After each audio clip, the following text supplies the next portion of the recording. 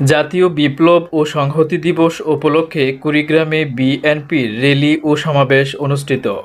মোহাম্মদ জাফর আহমেদের পাঠানো তথ্য ও ভিডিও চিত্রে দেখুন বিস্তারিত।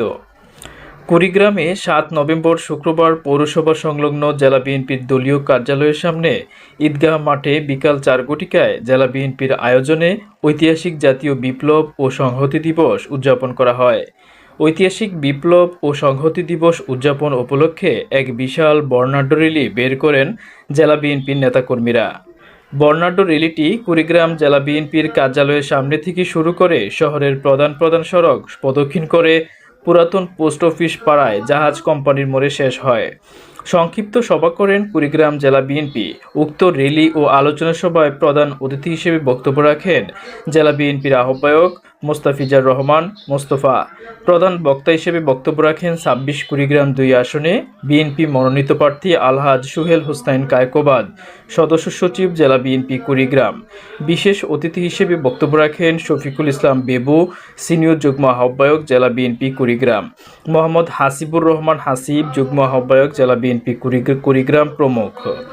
ঐতিহাসিক জাতীয় বিপ্লব ও সংহতি দিবসটি ইতিহাস তুলে ধরে বক্তারা বলেন, ১৯৭৫ সালের এই দিনে সমগ্র জাতি যখন অনিশ্চয়তার সম্মুখীন, তখন সিপাহী জনতার মিলিত বিপ্লব জাতীয় স্বাধীনতা ও সার্বভৌমত্বের বিরুদ্ধে সব ষড়যন্ত্র নস্যাৎ করে দিয়ে দেশপ্রেমের এক অনন্য নজির সৃষ্টি করে।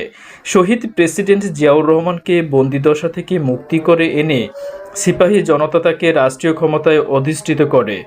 তিনি ক্লান্তিময় সেই অবস্থা থেকে উত্তরণ ঘটিয়ে দেশে প্রবর্তন করেন বহুদলীয় গণতন্ত্র, সূচনা করেন উন্নয়ন ও উৎপাদনের নবধারার রাজনীতি।